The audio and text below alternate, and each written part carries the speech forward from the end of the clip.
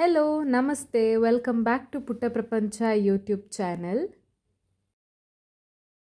ಇವತ್ತು ನಾವು ಮಣಿಪಾಲದಿಂದ ಹರಿಹರಪುರ ದೇವಸ್ಥಾನಕ್ಕೆ ಹೋಗ್ತಾ ಇದ್ದೇವೆ. ನಾವು ಬೆಳಿಗ್ಗೆ ಸುಮಾರು 7 ಗಂಟೆಗೆ ಮಣಿಪಾಲದಿಂದ ಹೊರಟೆವು. ಹರಿಹರಪುರ ಸುಮಾರು ಮಣಿಪಾಲದಿಂದ 80 ಕಿಲೋಮೀಟರ್ ದೂರ ಇದೆ. ಮಣಿಪಾಲದಿಂದ ಹರಿಹರಪುರಕ್ಕೆ ನಾವು ಆಗುಂಬೆ ಘಾಟ್ ಆಗಿ ಹೋಗಬೇಕಾಗ್ತದೆ. ಆಗುಂಬೆ ಘಾಟ್ ಆಗಿ ಹೋಗುವ ಅನುಭವ ತುಂಬ ಸುಂದರವಾಗಿರ್ತದೆ. ಯಾಕಂತ ಹೇಳಿದರೆ ಸುತ್ತಮುತ್ತ ಮರಗಿಡಗಳು, ಕಾಡು, ಗುಡ್ಡ, ಆ ತಿರುವುಗಳು ಮತ್ತು ಅಲ್ಲಲ್ಲಿ ತುಂಬ ಮಂಗಗಳನ್ನು ನೋಡಲಿಕ್ಕೆ ಸಿಗ್ತದೆ. ಮತ್ತು ಇಲ್ಲಿ ವಿಶೇಷತೆ ಅಂತ ಹೇಳಿದರೆ ಆಗುಂಬೆ ಘಾಟಲ್ಲಿ ಸನ್ಸೆಟ್ ಮತ್ತು ಸನ್ರೈಸನ್ನು ನೋಡಲಿಕ್ಕೆ ನಿಮಗೆ ವ್ಯೂ ಪಾಯಿಂಟ್ ಕೂಡ ಉಂಟು. ಸೊ ನೀವು ಸನ್ಸೆಟ್ ಅಥವಾ ಸನ್ರೈಸ್ ಟೈಮಲ್ಲಿ ಹೋಗ್ತಾ ಇದ್ದೀರಿ ಅಂತ ಹೇಳಿದರೆ ಈ ಇದು ವ್ಯೂ ಪಾಯಿಂಟಲ್ಲಿ ಒಮ್ಮೆ ವ್ಯೂವನ್ನು ನೋಡ್ಬೋದು. ತುಂಬ ಚೆಂದಾಗಿ ಕಾಣ್ತದೆ. ಇಲ್ಲಿ ತುಂಬ ತಿರುವುಗಳು ಇರೋದ್ರಿಂದ ನೀವು ಡ್ರೈವಿಂಗ್ ಕೂಡ ತುಂಬ ಸೇಫಾಗಿ ಮಾಡಬೇಕಾಗ್ತದೆ. ಆಗುಂಬೆ ಘಾಟ್ ನೋಡಲಿಕ್ಕೆ ಎಷ್ಟು ಸುಂದರವಾಗಿ ಉಂಟಲ್ಲ, ಅಷ್ಟೇ ಅಪಾಯಕಾರಿ ಕೂಡ. ಹಾಗೆ ನೀವು ಸೇಫಾಗಿ ಡ್ರೈವ್ ಮಾಡಬೇಕಾಗ್ತದೆ.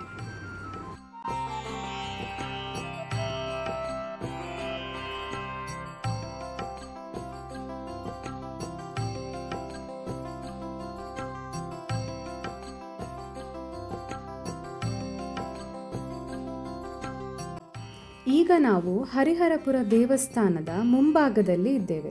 ಈಗ ಕೆಲವರು ಅಂದ್ಕೊಳ್ಬೋದು ಹರಿಹರಪುರ ಯಾವ ಜಿಲ್ಲೆಯಲ್ಲಿ ಉಂಟು ಅಂತ. ಹರಿಹರಪುರ ಚಿಕ್ಕಮಗಳೂರು ಜಿಲ್ಲೆಯ ಕೊಪ್ಪ ತಾಲೂಕಿನಲ್ಲಿದೆ.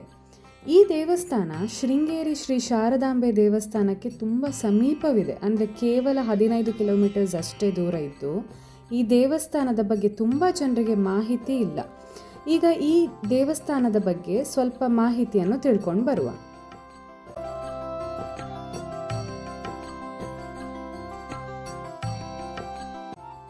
ಈ ದೇವಸ್ಥಾನದ ಒಳಗೆ ಬಂದ ಕೂಡಲೇ ನಿಮಗೆ 27 ಅಡಿ ಎತ್ತರದ ಇಷ್ಟಸಿದ್ಧಿ ಭಕ್ತಾಂಜನೇಯ ಸ್ವಾಮಿಯ ದರ್ಶನವನ್ನು ಮಾಡ್ಬೋದು. ಹಾಗೂ ಇಲ್ಲಿ ನಿಜಪಾದದ ದರ್ಶನವನ್ನು ಕೂಡ ನೀವು ಮಾಡ್ಬೋದು. ಇಲ್ಲಿ ಸುತ್ತಲೂ ವಿಶಾಲವಾದ ಜಾಗವಿದ್ದು ಇಲ್ಲಿ ಓಪನ್ ಸ್ಪೇಸ್ ಆಗಿರುವ ಕಾರಣ ಶ್ರೀದೇವರ ದರ್ಶನವನ್ನು ಹತ್ತಿರದಿಂದ ಕಣ್ತುಂಬಿಸ್ಕೊಳ್ಬೋದು ನೀವು.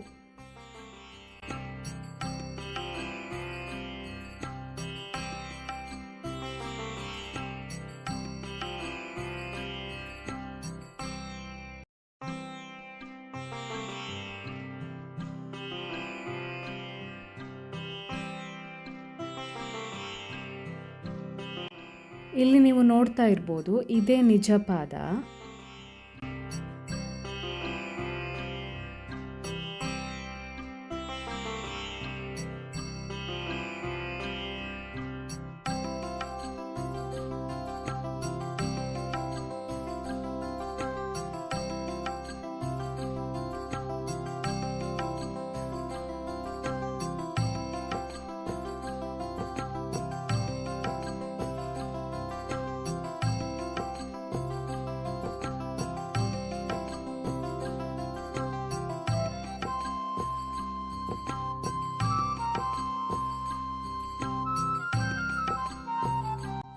ಇಲ್ಲಿ ನೀವು ನೋಡ್ಬೋದು ಭಕ್ತರ ಇಷ್ಟಾರ್ಥ ಸಿದ್ಧಿಗಾಗಿ ಯಾವ ಮಂತ್ರದ ಪಠಣೆಯನ್ನು ಮಾಡಬೇಕು ಮತ್ತು ಹೇಗೆ ಮಾಡಬೇಕು ಅಂತ ಹೇಳಿ ಹಾಕಿದ್ದಾರೆ. ಇಲ್ಲಿ ದೇವಸ್ಥಾನದ ದರ್ಶನ ಮತ್ತು ಸೇವೆಯ ಟೈಮಿಂಗ್ಸ್ ಕೂಡ ಹಾಕಿದ್ದಾರೆ. ಈಗ ನಾವು ಶ್ರೀ ಆದಿಶಂಕರಾಚಾರ್ಯ ಶಾರದಾ ಲಕ್ಷ್ಮೀ ನರಸಿಂಹ ದೇವಸ್ಥಾನಕ್ಕೆ ಹೋಗ್ತಾ ಇದ್ದೇವೆ. ಇದು ಇಲ್ಲಿಯ ಮುಖ್ಯ ದೇವಸ್ಥಾನ. ನಾವು ಆಗ ಬಂದ ಎಂಟ್ರೆನ್ಸಿಂದಲೇ ನಡ್ಕೊಂಡು ಬರುವಾಗ ಮೊದಲಿಗೆ ಹನುಮಂತನ ಮೂರ್ತಿಯನ್ನು ನೋಡ್ಬೋದು. ಮತ್ತು ಅಲ್ಲಿಂದ ಸೀದಾ ಮುಂದೆ ಬಂದರೆ ನೀವು ಈ ದೇವಸ್ಥಾನ ನಿಮಗೆ ಸಿಗ್ತದೆ. ಇಲ್ಲಿ ನೋಡ್ಬೋದು ನಿಮಗೆ 2 ಕುದುರೆಗಳನ್ನು ಸಾಕಿದ್ದಾರೆ. ಹಾಗೆ ಇಲ್ಲಿ ಸುತ್ತಮುತ್ತ ಕೂಡ ತುಂಬ ಥರದ ಮದ್ದಿನ ಗಿಡಗಳು, ಹೂವಿನ ಗಿಡಗಳು ಅಥವಾ ಹಣ್ಣಿನ ಗಿಡಗಳನ್ನು ನೋಡ್ಬೋದು. ತುಂಬ ಥರದಲ್ಲಿದೆ. ಹಾಗೂ ಹಿಂದುಗಡೆ ಮತ್ತೆ ನಿಮಗೆ ತೋಟ ಕೂಡ ತೋರಿಸ್ತೇವೆ. ಹಾಗೆ ದೇವಸ್ಥಾನದ ಸುತ್ತಮುತ್ತಲಿನ ವಾತಾವರಣ ತುಂಬ ಚೆನ್ನಾಗಿ ಇಟ್ಕೊಂಡಿದ್ದಾರೆ.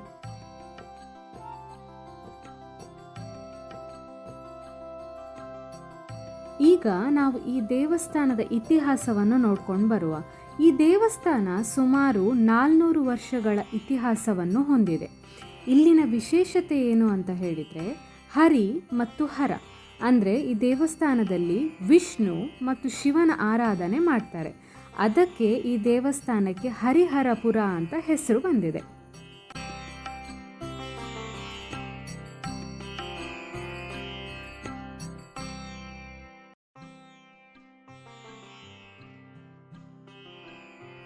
ಇಲ್ಲಿ ನೀವು ನೋಡ್ಬೋದು, ಈ ದೇವಸ್ಥಾನದ ವಿವರವನ್ನು ಅಥವಾ ಇತಿಹಾಸವನ್ನು ತುಂಬ ಸಂಕ್ಷಿಪ್ತವಾಗಿ ನಮಗೆ ತಿಳಿಸಿದ್ದಾರೆ.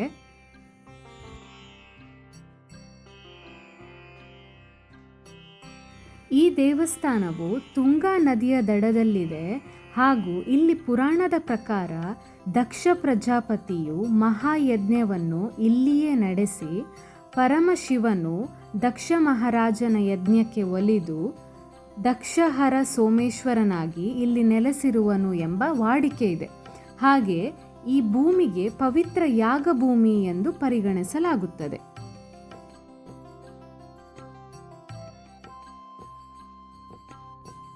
ಈಗ ನಾವು ಹರ ಅಂದರೆ ಶಿವನ ಸ್ಥಾಪನೆ ಹೇಗೆ ಆಯಿತು ಅಂತ ನೋಡ್ಕೊಂಡು ಬಂದೆವು.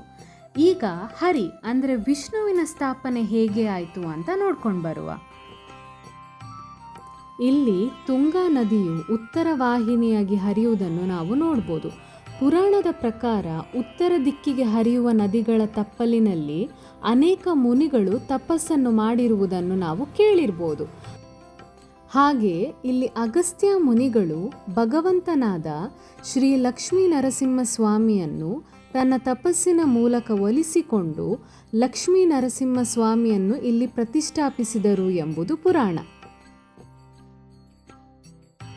ಹಾಗೆ ಇಲ್ಲಿ ಸುತ್ತಮುತ್ತಲು ಇರುವ ತೋಟ, ನದಿ, ಕಲ್ಲಿನ ವಿಗ್ರಹಗಳು ತುಂಬ ಮನಸ್ಸಿಗೆ ಶಾಂತಿ ಕೊಡ್ತದೆ.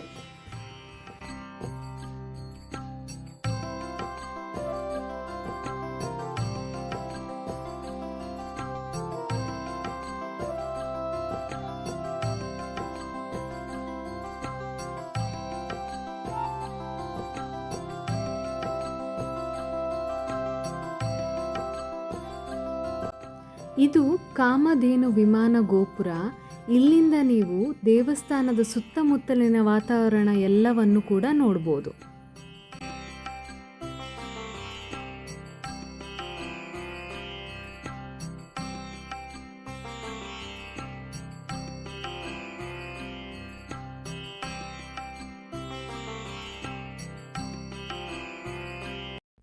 ನಾವೀಗ ದೇವಾಲಯದ ಒಳಗಡೆ ಹೋಗ್ತಾ ಇದ್ದೇವೆ. ಪ್ರಮುಖವಾಗಿ ಇಲ್ಲಿನ ದೇವಾಲಯದ ಕೆತ್ತನೆಗಳು ಸಂಪೂರ್ಣ ರಾಮಾಯಣವನ್ನು ಚಿತ್ರಿಸುತ್ತದೆ.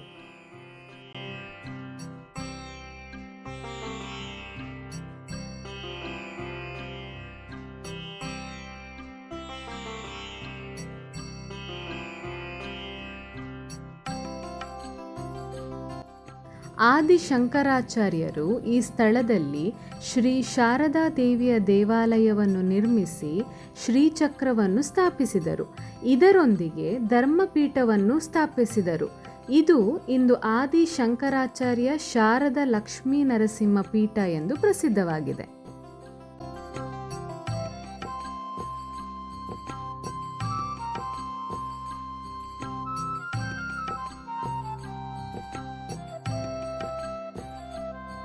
ಇಲ್ಲಿ ಮತ್ತೊಂದು ವಿಶೇಷತೆ ಏನಂತ ಹೇಳಿದರೆ ಗಣೇಶನ ಪ್ರಪಂಚ. ಇಲ್ಲಿ ವಿವಿಧ ರೀತಿಯ ಸುಮಾರು 1,00,000 ರೀತಿಯ ಬೇರೆ ಬೇರೆ ಗಣಪತಿಯ ವಿಗ್ರಹಗಳು ಸಂಗ್ರಹಣೆಯನ್ನು ಮಾಡಿ ಇಲ್ಲಿ ಪ್ರದರ್ಶನವನ್ನು ಮಾಡಿದ್ದಾರೆ. ನೀವಿಲ್ಲಿಗೆ ಬಂದಾಗ ಇದಕ್ಕೆ ಒಂದು ವಿಸಿಟ್ ಮಾಡೋದು ಮರಿಬೇಡಿ.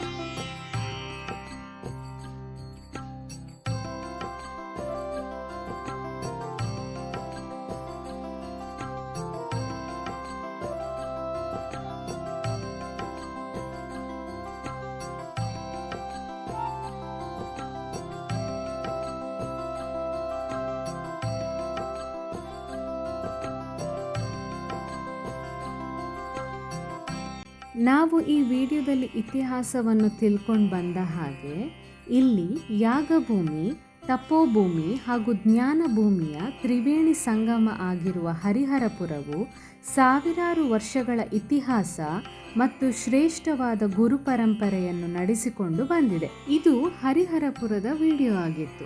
ನೀವು ಶೃಂಗೇರಿ ದೇವಸ್ಥಾನಕ್ಕೆ ಬರುವಾಗ ಇಲ್ಲಿ ಒಮ್ಮೆ ಭೇಟಿ ನೀಡಿ.